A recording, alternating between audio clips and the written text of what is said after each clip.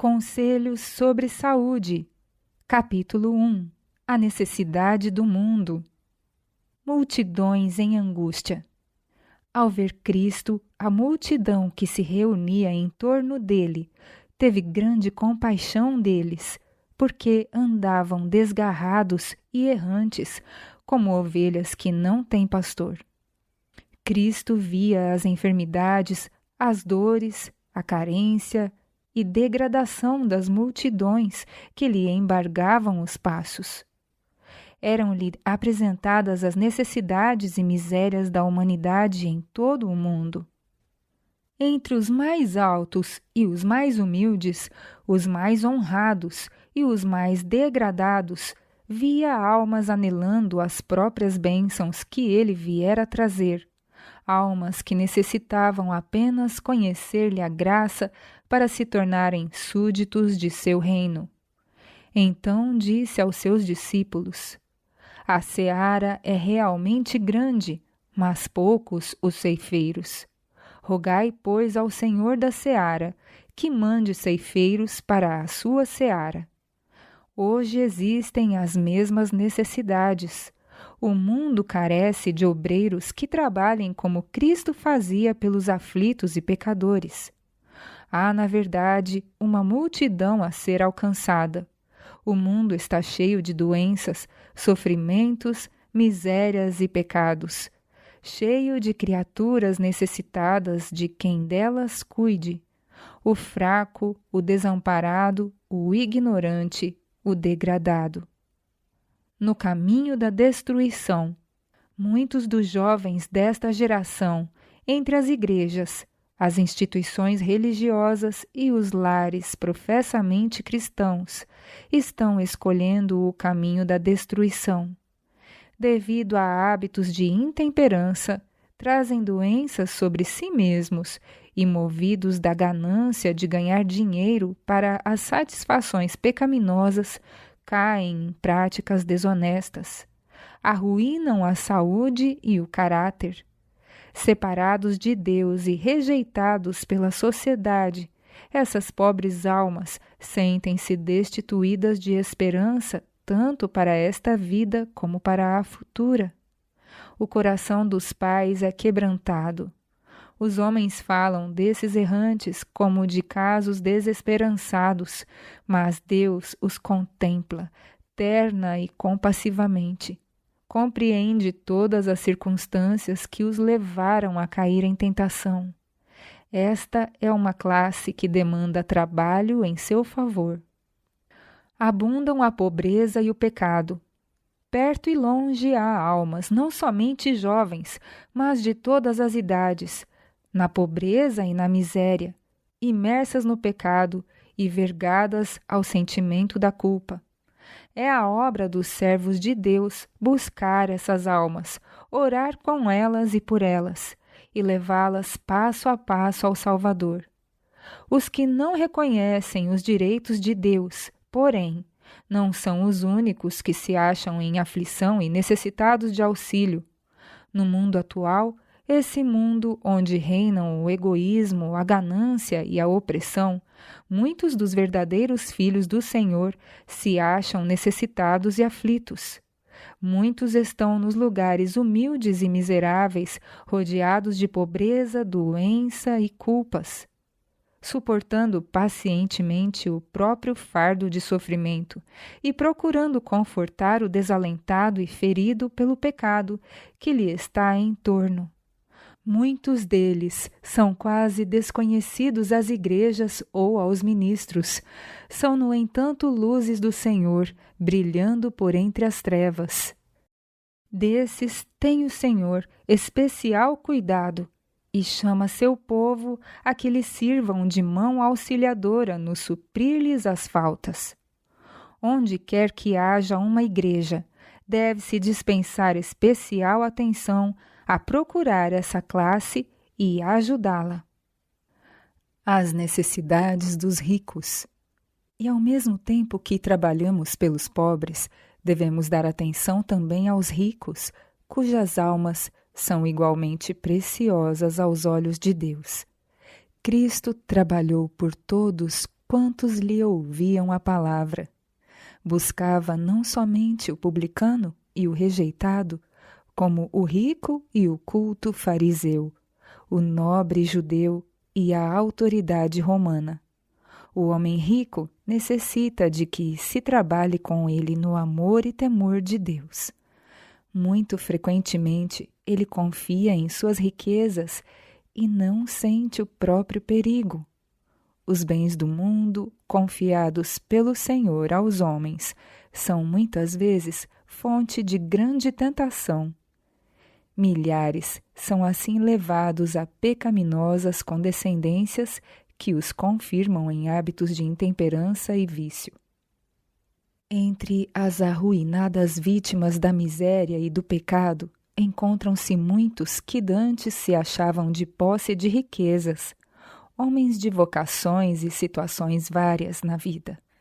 Foram vencidos pelas corrupções do mundo, pelo uso de bebida forte, pela condescendência com as concupiscências da carne e caíram em tentação.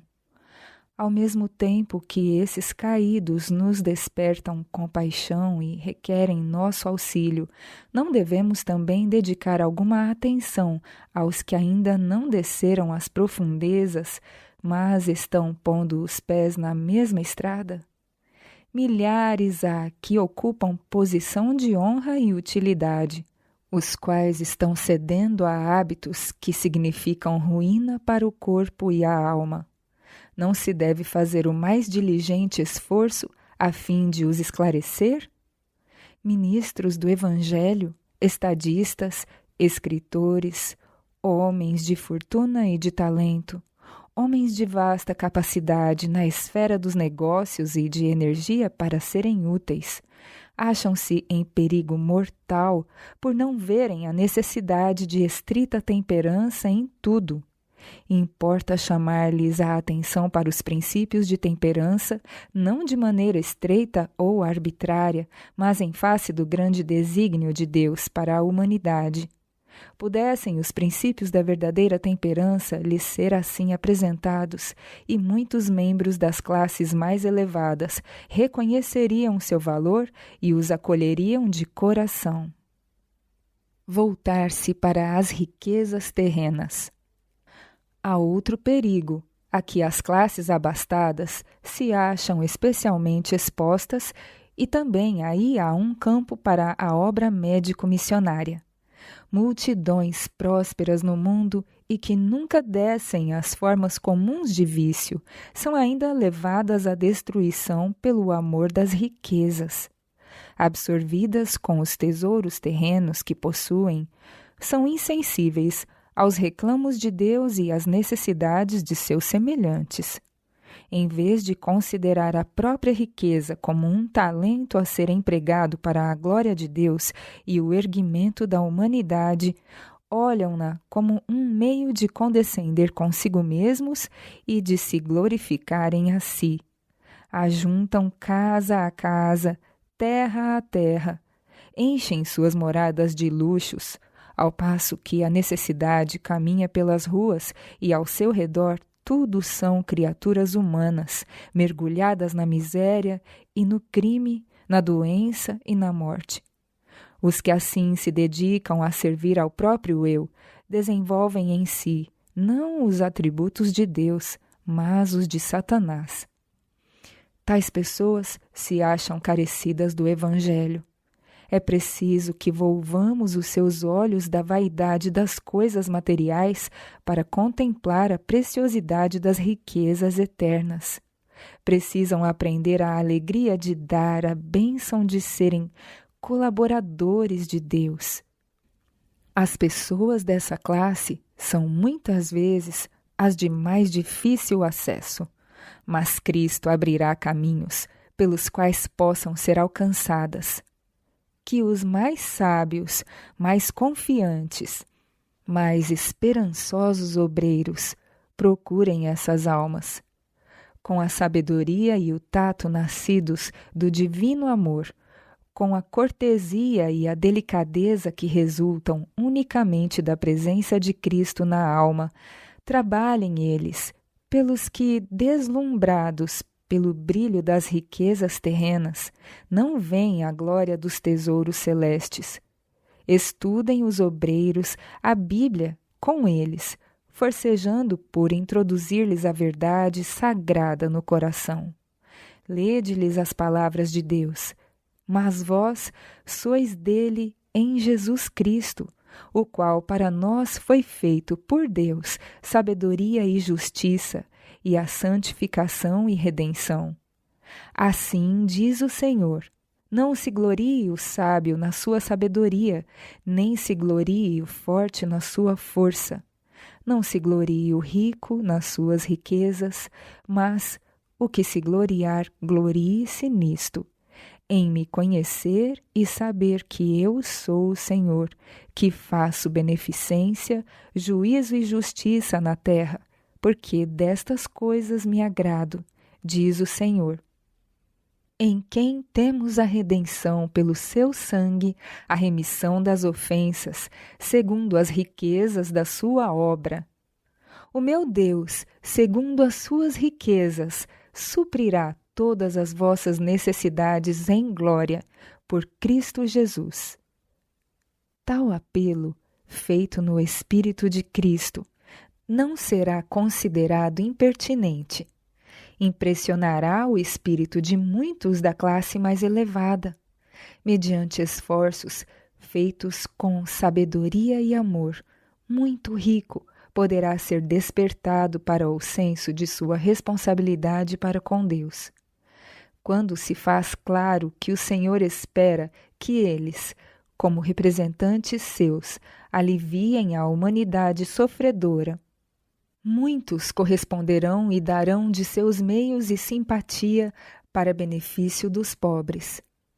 Quando o espírito for assim desviado de seus interesses egoístas, muitos serão levados a se entregarem a Cristo. Com seus talentos de influência e recursos, unir-se-ão de bom grado à obra de beneficência com o humilde missionário, que foi instrumento de Deus em sua conversão. Pelo devido emprego de seus tesouros terrenos, ajuntarão tesouro no céu, que nunca acabe, onde não chega ladrão e a traça não rói. Assegurarão para si o tesouro que a sabedoria oferece, isto é, riquezas duráveis e justiça. Uma raça degenerada. Foi-me apresentada a condição de fraqueza atual da família humana. Cada geração se tem vindo enfraquecendo mais e a raça humana é afligida por toda forma de enfermidade. Milhares de pobres mortais, de corpos deformados, doentios, nervos em frangalhos e mente cheia de sombras, vão arrastando uma existência miserável. Cresce o poder de Satanás sobre a família humana. Não viera em breve o Senhor e destruísse o seu poder, e não tardaria que a terra estivesse despovoada. Foi-me mostrado que o poder de Satanás é exercido especialmente sobre o povo de Deus. Foram-me apresentados muitos em uma condição duvidosa, desesperadora. As enfermidades do corpo afetam a mente. Nossos passos são seguidos por um inimigo astuto e poderoso, o qual emprega sua força e habilidade em procurar desviar-nos do caminho reto. E demasiadas vezes acontece que o povo de Deus não está em guarda, ignorando-lhe, portanto, os ardis. Ele opera por meios que melhor o ocultem à vista, conseguindo muitas vezes seu objetivo. A violação da lei física. O homem surgiu das mãos do seu Criador, perfeito em estrutura e belo na forma. O fato de ter ele resistido por 6.000 anos o constante crescimento dos fardos da doença e do crime é prova cabal do poder de resistência com a qual foi dotado no princípio. E embora os antediluvianos, de modo geral, se entregassem sem reservas ao pecado, passaram-se mais de 2.000 anos para que a violação da lei natural fosse acentuadamente sentida.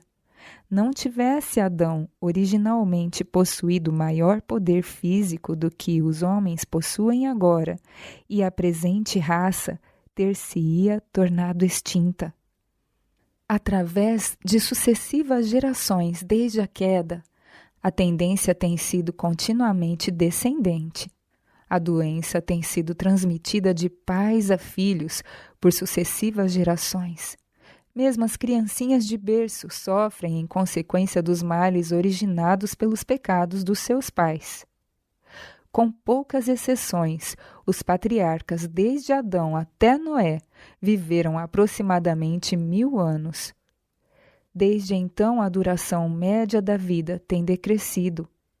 Por ocasião do primeiro advento de Cristo, a raça já se havia degenerado de tal maneira que não somente os velhos, mas também os de meia idade e os jovens eram trazidos de todas as cidades ao Salvador para serem curados de suas enfermidades. Muitos padeciam sob o peso da miséria indescritível. A violação da lei física com as consequências de sofrimento e morte prematura tem prevalecido por tanto tempo que esses resultados são tidos na conta de sorte inevitável da humanidade. Mas Deus não criou a raça em tão debilitada condição. Esse estado de coisas não é obra da providência, mas do homem. Foi ele ocasionado pelos maus hábitos, pela violação das leis que Deus fez para governar a vida do homem. A continuada transgressão das leis da natureza é uma permanente transgressão da lei de Deus.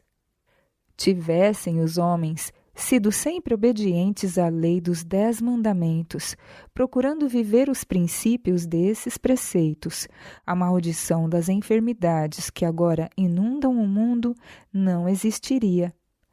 Quando os homens seguem qualquer direção que consome desnecessariamente sua vitalidade ou que lhes obscurece o intelecto, pecam contra Deus, não o glorificam no corpo e no espírito que lhe pertencem.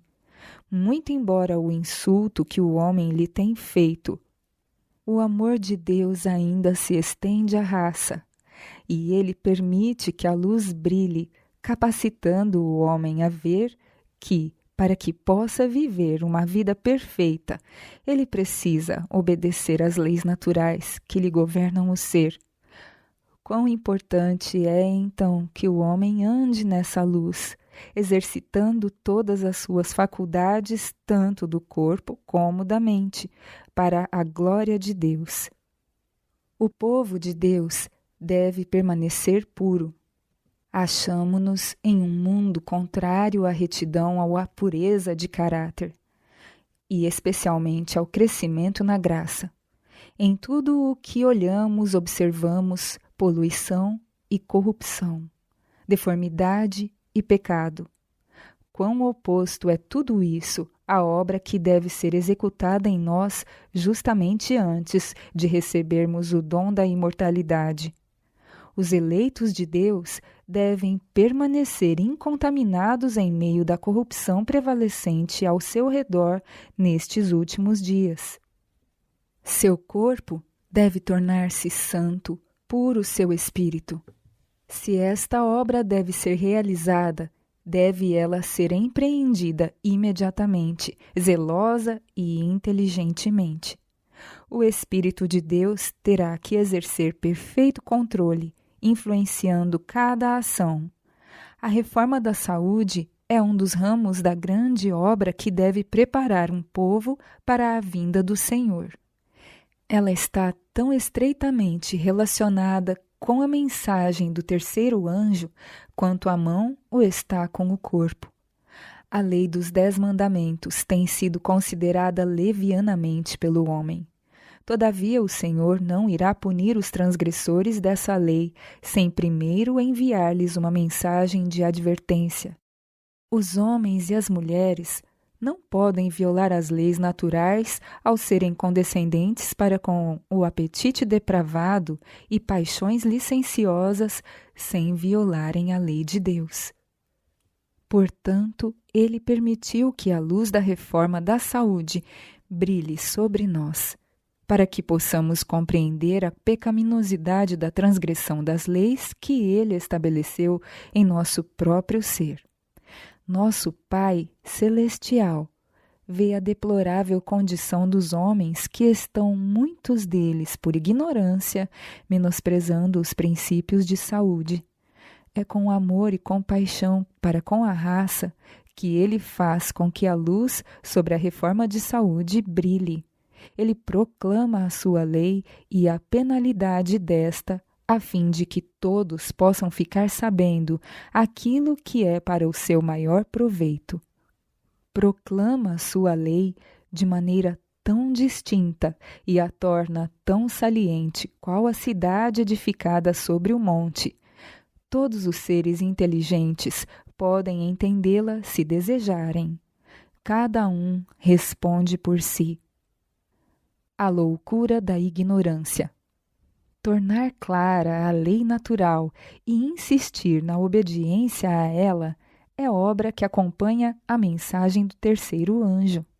A ignorância já não é escusa para a transgressão da lei. A luz brilha com clareza e ninguém precisa ignorar, pois o grande Deus mesmo é instrutor do homem.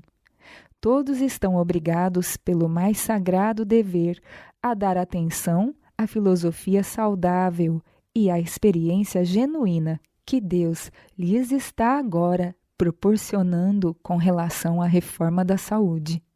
Ele deseja que o assunto seja debatido e a mente do público profundamente despertada a investigá-la, pois é impossível aos homens e mulheres apreciarem as verdades sagradas enquanto se acham sob o poder de hábitos pecaminosos, destruidores da saúde e enfraquecedores do cérebro. Aqueles que estão desejosos de informar-se com relação ao efeito que a condescendência pecaminosa exerce sobre a saúde e iniciam a obra da reforma, mesmo por motivos egoístas, podem, ao assim fazerem, colocarem-se onde a verdade divina possa alcançar-lhes o coração. E, por outro lado, os que foram alcançados pela apresentação das verdades escriturísticas acham-se em posição em que a consciência pode ser despertada sobre o assunto de saúde. Eles veem e sentem a necessidade de escapar dos hábitos e apetites tirânicos que os têm dominado por tanto tempo. Há muitos que receberiam as verdades da palavra de Deus caso seu raciocínio fosse convencido pela mais clara evidência. Mas os desejos carnais que clamam por prazeres controlam o intelecto e eles rejeitam a verdade, porque esta se choca com os seus desejos concupiscentes. A mente de muitos alcança assim tão baixo nível que Deus não pode operar nem por meio deles, nem com eles. O curso de seus pensamentos deve ser mudado, despertadas as suas sensibilidades morais antes que possam obedecer aos reclamos divinos. Exorta o apóstolo Paulo à igreja. Rogo-vos, pois, irmãos, pela compaixão de Deus, que apresenteis os vossos corpos em sacrifício vivo, santo e agradável a Deus, que é o vosso culto racional. As condescendências pecaminosas profanam o corpo e incapacitam os homens para o culto espiritual. O que se apega à luz que Deus lhe deu sobre a reforma de saúde tem um importante auxílio na obra de santificar-se pela verdade e estar habilitado para a imortalidade. Mas, se eles menosprezam essa luz e vivem em violação da lei natural, devem sofrer a penalidade. Suas energias espirituais são amortecidas e como poderão eles aperfeiçoar a santificação no temor do Senhor? Os homens poluíram o templo da alma e Deus os conclama a despertarem e esforçarem-se com todas as suas energias para reconquistar sua varonilidade dada por Deus. coisa alguma a não ser a graça de Deus pode convencer e converter o coração. Somente dele podem os escravos dos hábitos obter força para romper as algemas que os prendem. É impossível ao homem apresentar o seu corpo em sacrifício vivo, santo e agradável a Deus, enquanto persistir na condescendência com hábitos que o privam do vigor físico, mental e moral. De novo diz o apóstolo: e não vos conformeis com este mundo, mas transformai-vos pela renovação do vosso entendimento, para que experimenteis qual seja a boa, agradável e perfeita vontade de Deus. Como nos dias de Noé, Jesus, assentado no Monte das Oliveiras, deu a seus discípulos instruções concernentes aos sinais que deviam preceder sua vinda. Pois assim como foi nos dias de Noé, também será a vinda do Filho do Homem. Porquanto, assim como nos dias anteriores ao dilúvio, comiam e bebiam, casavam e davam-se em casamento, até ao dia em que Noé entrou na arca, e não o perceberam, senão quando veio o dilúvio e os levou a todos, assim será também a vinda do Filho do Homem. Os mesmos pecados que atraíram juízo sobre o mundo nos dias de Noé existem em nossos dias. Homens e mulheres levam os seus hábitos no comer e beber a tais extremos que terminam em glutonaria e bebedice. Este predominante pecado, a condescendência para com o apetite pervertido, inflamou as paixões dos homens nos dias de Noé e levaram à generalizada corrupção. Violência e pecado alcançaram o céu. Esta contaminação moral foi finalmente varrida da terra por meio do dilúvio. Os mesmos pecados de glutonaria e embriaguez embotaram a sensibilidade moral dos habitantes de Sodoma, a ponto de parecer que o crime fosse o prazer de homens e mulheres da ímpia cidade. Cristo assim adverte o mundo. O mesmo aconteceu nos dias de Ló. Comiam, bebiam, compravam, vendiam, plantavam e edificavam. Mas no dia em que Ló saiu de Sodoma, choveu do céu fogo e enxofre e destruiu a todos. Assim será no dia em que o Filho do Homem se manifestar. Cristo nos deixou aqui uma lição muito importante. Pôs ele diante de nós o perigo de fazermos da comida e da bebida a coisa principal. Apresenta-nos ele os resultados da desenfreada complacência com o apetite. As faculdades morais são debilitadas a tal ponto que o pecado não parece condenável.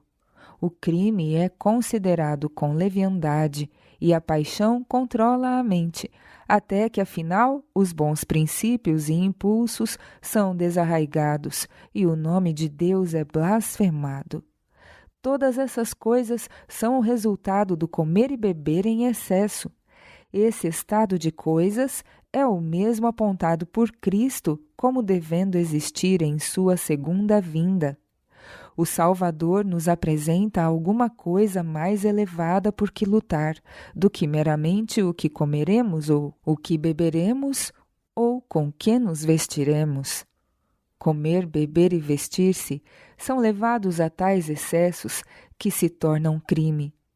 Estão entre os assinalados pecados dos últimos dias e constituem um sinal da breve volta de Cristo. Tempo, dinheiro e força que pertencem ao Senhor, mas que Ele confia a nós, são gastos em superfluidade no vestir e em luxos do apetite pervertido, que diminuem a vitalidade e trazem sofrimento e ruína. É impossível podermos apresentar a Deus nosso corpo como sacrifício vivo, quando o aviltamos de contínuo com corrupção e enfermidade, em virtude de nossa própria pecaminosa condescendência.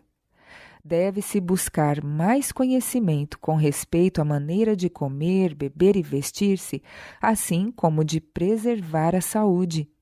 As enfermidades são o resultado da violação das leis naturais. Nosso primeiro dever que temos para com Deus, para com nós mesmos e para com o nosso semelhante, é obedecer às leis de Deus. Isso inclui as leis da saúde. Necessidade de uma obra de reforma. Vivemos em meio de uma epidemia de crime, diante da qual ficam estupefatos os homens pensantes e tementes a Deus em toda parte. A corrupção que predomina está além da descrição da pena humana. Cada dia traz novas revelações de conflitos políticos, de subornos e fraudes. Cada dia traz seu doloroso registro de violência e ilegalidade, de indiferença aos sofrimentos do próximo, de brutal e diabólica destruição de vida humana. Cada dia testifica do aumento da loucura, do assassínio, do suicídio. Quem pode duvidar que agentes satânicos se achem em operação entre os homens numa atividade crescente para perturbar e corromper a mente, contaminar e destruir o corpo? E enquanto o mundo se acha cheio desses males, o Evangelho é tantas vezes apresentado de maneira tão indiferente que não produz senão uma fraca impressão na consciência ou vida dos homens. Há por toda parte corações clamando por qualquer coisa que não possuem. Anelam um poder que lhes dê domínio sobre o pecado, um poder que os liberte da servidão do mal, que lhes proporcione saúde, vida e paz. Muitos dos que uma vez conheceram o poder da palavra de Deus têm se achado onde não há nenhum reconhecimento dele e anseiam pela divina presença. O mundo necessita atualmente daquilo que tem sido necessário já há 1900 anos, a revelação de Cristo. É preciso uma grande obra de reforma e é unicamente mediante a graça de Cristo que a obra de restauração física, mental e espiritual se pode efetuar. A perspectiva. O mundo encontra-se desconjuntado. Ao olharmos o quadro geral, a perspectiva parece desalentadora. Mas Cristo acena com preciosas promessas a todos os homens e mulheres que nos causam desencorajamento. Vê neles qualidades que os habilitarão a ocupar um lugar em sua vinha. Se eles continuarem como aprendizes por meio de sua providência, ele os tornará homens e mulheres capacitados a fazerem uma obra que não está fora de suas possibilidades. Através da comunicação do Espírito Santo, dar-lhes-á poder de expressão. Muitos campos áridos, não trabalhados, devem ser atingidos por iniciadores.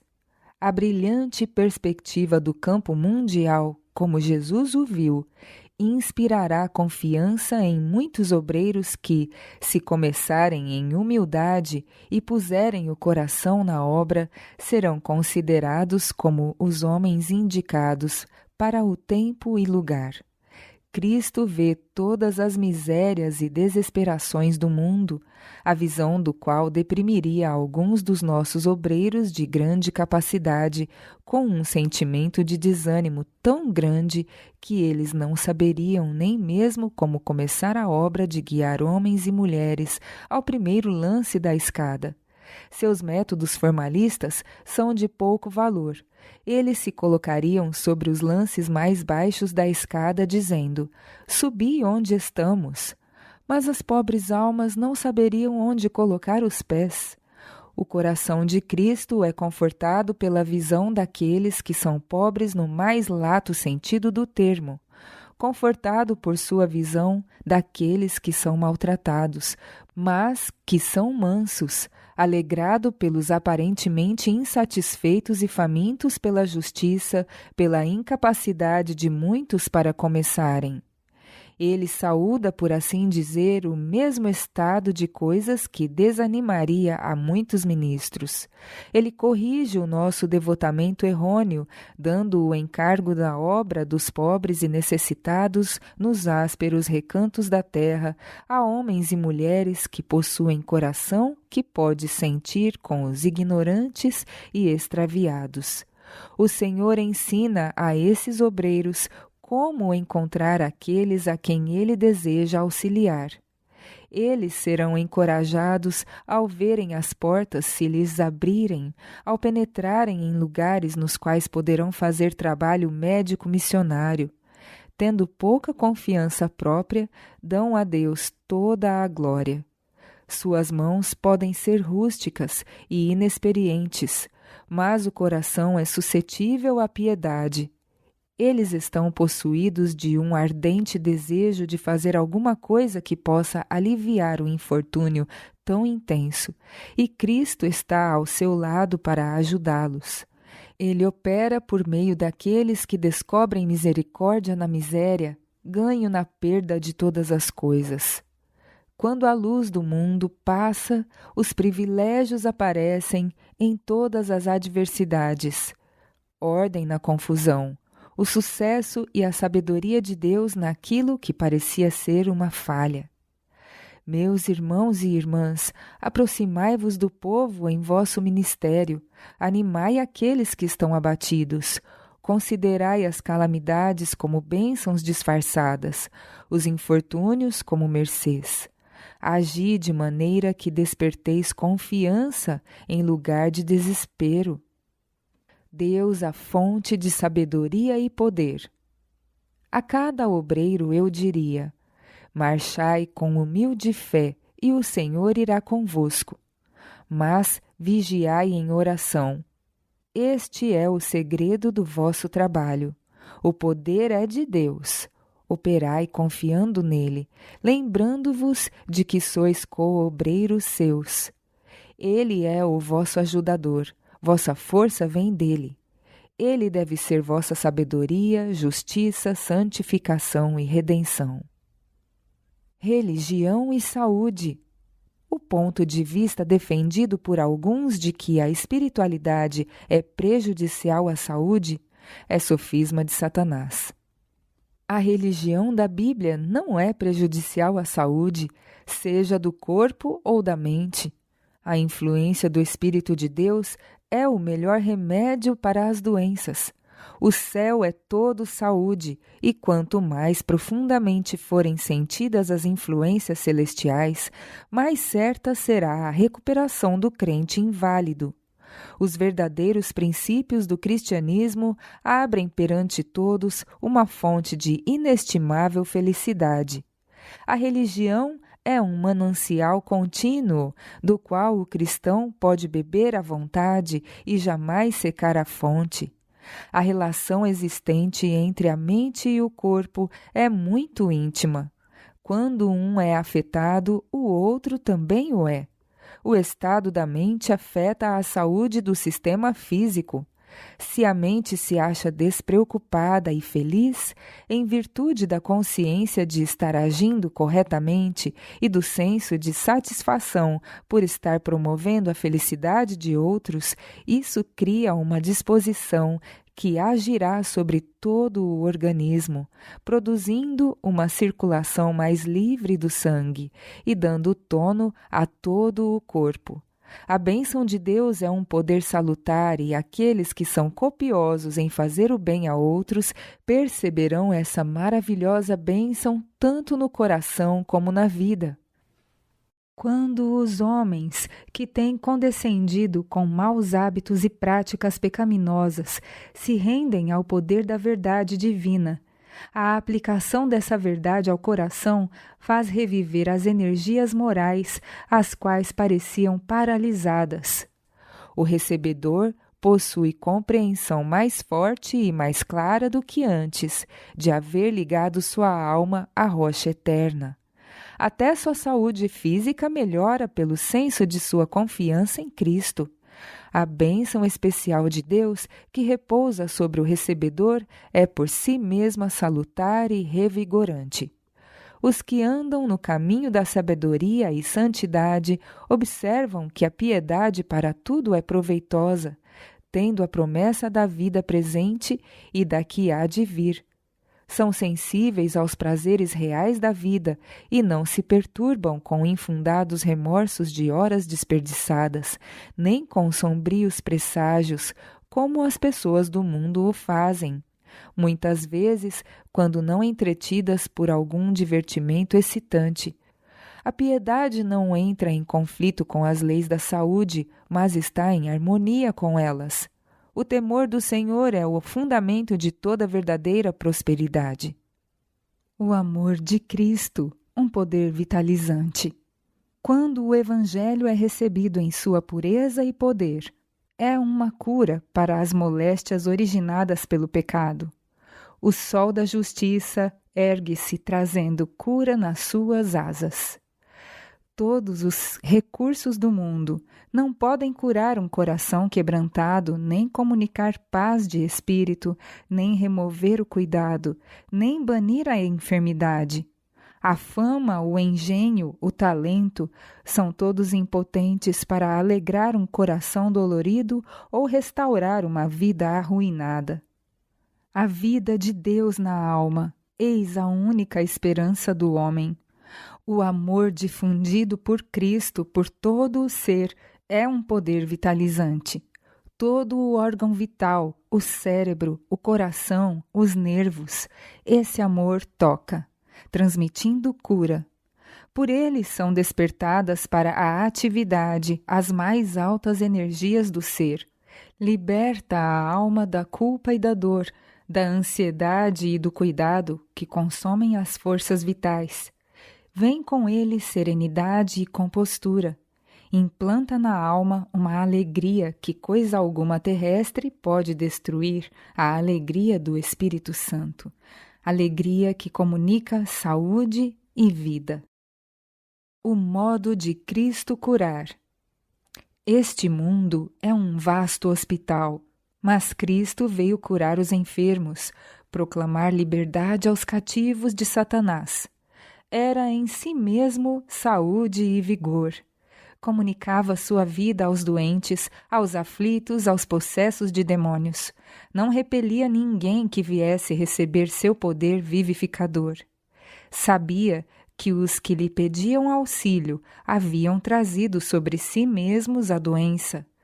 Todavia, não se recusava a curá-los.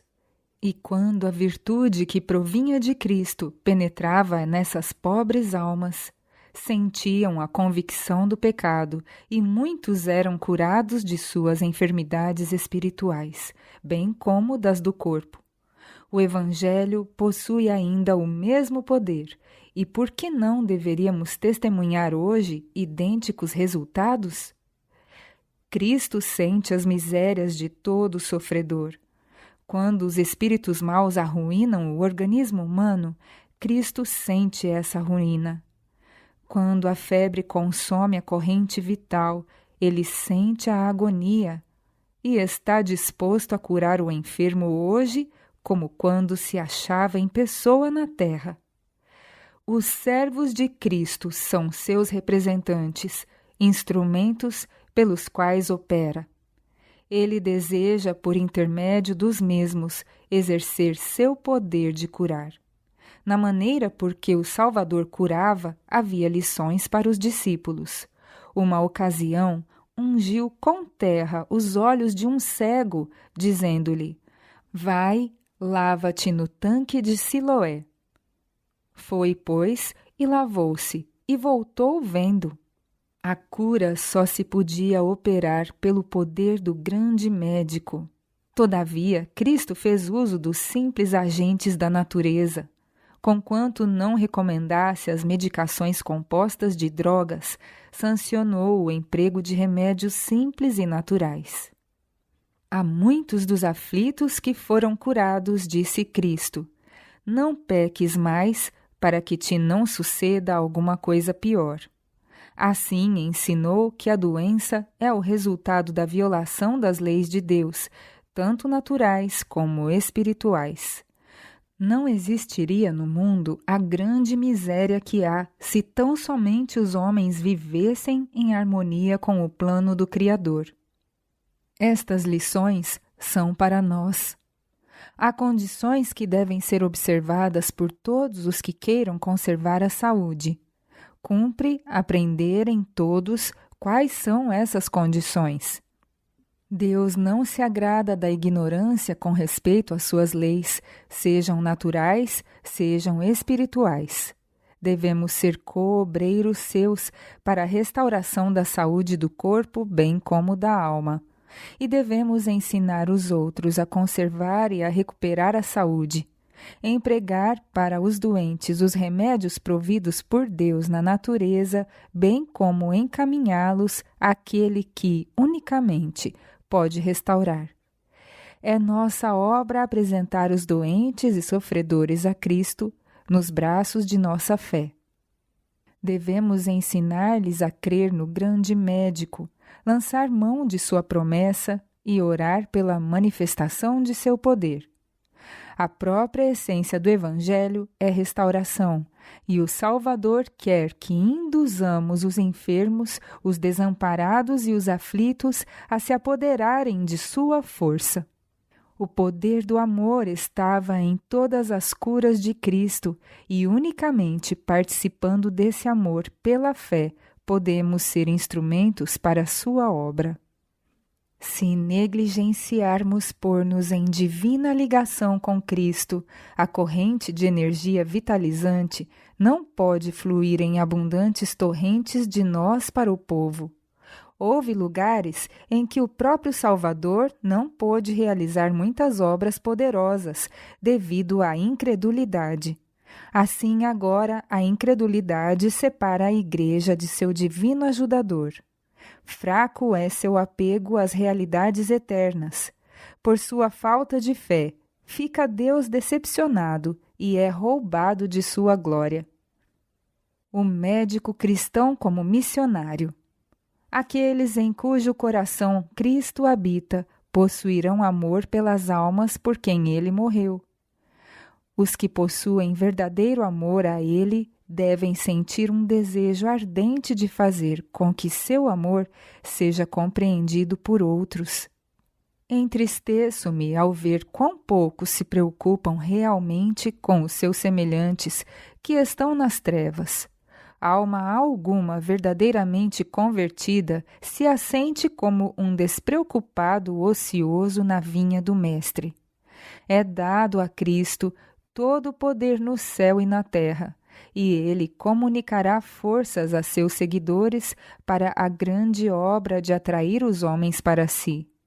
Está ele apelando constantemente às suas instrumentalidades humanas sobre os caminhos que o céu lhes apontou em todo o mundo, prometendo estar sempre com eles. Seres celestiais, milhões de milhões e milhares de milhares, são enviados como mensageiros a este mundo, para que se unam com os instrumentos humanos pela salvação das almas. Por que nossa fé nas grandes verdades que desposamos não acende uma ardente chama sobre o altar do nosso coração? Por que, pergunto, em vista da magnitude dessas verdades, não são todos os que professam nelas crer inspirados com fervor missionário, fervor que deve vir a todos quantos colaboram com Deus? Quem dirá, envia-me a mim? A obra de Cristo deve ser feita. Consagrem-se a Deus os que creem na verdade. Onde existem agora uns poucos que estão empenhados em obra missionária, deve haver centenas. Quem sentirá a importância, a divina grandeza do chamado? Quem se negará a si mesmo? Ao clamar o Salvador por obreiros, quem responderá: Eis-me aqui, envia-me a mim? Há necessidade de missionários tanto na pátria como no estrangeiro. Há trabalho bem perto que é estranhamente negligenciado por muitos. Todos os que provaram a boa palavra de Deus e as virtudes do século futuro tem uma obra a fazer em favor daqueles que vivem em seus lares e entre os seus vizinhos. O Evangelho da salvação deve ser proclamado a outros. Todo homem que sentiu o convertedor poder de Deus torna-se, em certo sentido, um missionário. Há pessoas amigas às quais pode ele falar do amor de Deus. Pode contar na igreja o que o Senhor é para ele, um Salvador pessoal, e o testemunho dado com simplicidade pode fazer maior bem do que o mais eloquente discurso. Há uma grande obra a ser feita também em tratar equitativamente com todos e andar humildemente com Deus. Aqueles que estão fazendo a obra que lhes está mais aproximada estão adquirindo uma experiência que os capacitará para uma esfera mais ampla de utilidade. Deve haver uma experiência com trabalho missionário na pátria, como preparação para trabalho no exterior. O cuidado dos enfermos. Como deverá ser feita a obra do Senhor? Como podemos ter acesso às almas que se acham mergulhadas nas trevas da meia-noite? O preconceito deve ser enfrentado. É difícil tratar com a religião corrupta. Os melhores meios e maneiras de trabalho devem ser considerados com oração. Há um meio segundo o qual muitas portas poderão ser abertas ao missionário. Torne-se ele hábil no cuidado dos enfermos, como enfermeiro, ou aprenda a tratar as doenças como médico, e se estiver imbuído do Espírito de Cristo, que campo de utilidade se abrirá perante ele? Cristo foi o Salvador do mundo. Enquanto na terra os doentes e aflitos foram objeto de sua especial compaixão, ao enviar ele os seus discípulos, comissionou-os a curar os doentes, bem como a pregar o Evangelho. Ao enviar os 70, ordenou-lhes que curasse os doentes e, em seguida, pregassem que o reino de Deus havia chegado a eles. Devia-se cuidar primeiro de sua saúde física, a fim de que o caminho pudesse ser aberto e a verdade lhes alcançasse a mente. Método de evangelismo de Cristo. O Salvador dedicou mais tempo e trabalho em curar dos seus males os doentes do que em pregar. Suas últimas instruções aos apóstolos, seus representantes na terra, foi no sentido de porem as mãos sobre os doentes para que eles pudessem recuperar-se. Quando o Mestre voltar, louvará ele aqueles que tiverem visitado os doentes e suprido as necessidades dos aflitos. A terna simpatia do Salvador era despertada para a caída e sofredora humanidade. Se sois seus seguidores, deveis cultivar compaixão e simpatia. A indiferença para com os sofrimentos humanos deve dar lugar ao mais vivo interesse pelos padecimentos dos outros. A viúva, o órfão, o enfermo e o moribundo sempre precisarão ser ajudados. Eis uma oportunidade de proclamar o Evangelho, apontar a Jesus, a esperança e consolação de todos os homens. Quando os sofrimentos do corpo tiverem sido aliviados e tiverdes demonstrado o mais vivo interesse pelos aflitos, o coração se abrirá e podereis verter nele o bálsamo celestial. Se estiverdes olhando para Jesus e dele retirando conhecimento, força e graça, podereis comunicar sua consolação a outros, pois o Consolador está convosco. Encontrareis muito preconceito, grande quantidade de falso zelo e pseudo-piedade, mas tanto na pátria como no campo estrangeiro encontrareis mais corações aos quais Deus tem estado preparando para a semeadura da verdade do que imaginais, e estes aclamarão com alegria a mensagem divina, quando lhes for apresentada. Não deve, porém, haver nenhuma duplicidade, desonestidade na vida do obreiro. ao passo que o erro, mesmo quando defendido com sinceridade, é perigoso. A insinceridade, na verdade, é fatal. Trabalhai com entusiasmo e ardor. Não devemos ser ociosos espectadores nas agitadas cenas que prepararão o caminho para o segundo advento do Senhor. Devemos manter o entusiasmo e o ardor do soldado cristão. Aquele que não está a favor de Cristo está contra ele. Quem comigo não ajunta, espalha. A inatividade é registrada nos livros do céu como oposição à obra de Cristo, pois ela produz a mesma espécie de fruto que a franca hostilidade. Deus clama por ativos obreiros. Quanto mais claramente nossos olhos contemplarem as atrações do mundo por vir, mais profunda será nossa solicitude pelos habitantes deste mundo. Não podemos ser egocêntricos. Estamos vivendo no tempo do conflito especial entre os poderes da luz e os das trevas. Saí, deixai a vossa luz brilhar. Difundi os seus raios por todo o mundo em cooperação com os agentes humanos. Cristo e os mensageiros celestiais levarão as partes inacabadas da obra a um perfeito todo. Não ocuparmos o nosso lugar porque amamos o nosso bem-estar, porque queremos evitar preocupações e aborrecimentos, é não brilhar.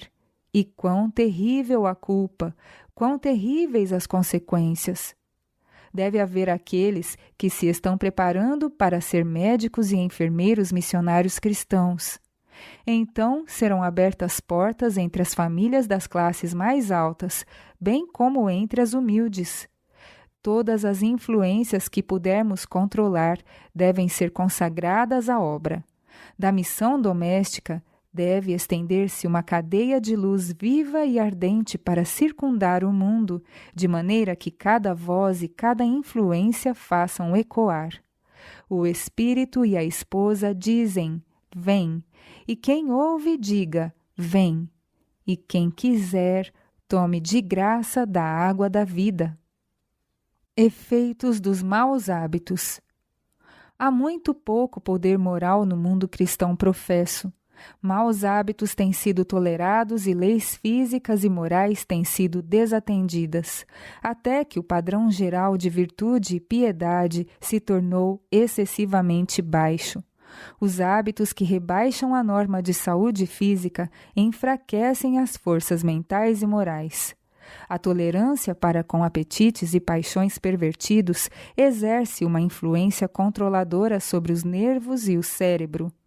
Os órgãos animais são estimulados, ao passo que os morais são deprimidos. É impossível ao intemperante ser um cristão, pois suas faculdades mais altas são trazidas em cativeiro pelas paixões. Um mundo inadvertido. Temos perante nós uma grande obra, a obra finalizadora, de dar a última mensagem de advertência de Deus a um mundo pecador. Mas que temos nós feito para dar esta mensagem? Olhai, peço-vos, aos muitos e muitos lugares que jamais foram penetrados. Vede nossos obreiros pisando sempre as mesmas terras, enquanto ao seu redor há um mundo negligenciado, jazendo em maldade e corrupção, um mundo até agora inadvertido. Para mim, isto é um terrível quadro. Que espantosa indiferença manifestamos para com as necessidades de um mundo a perecer.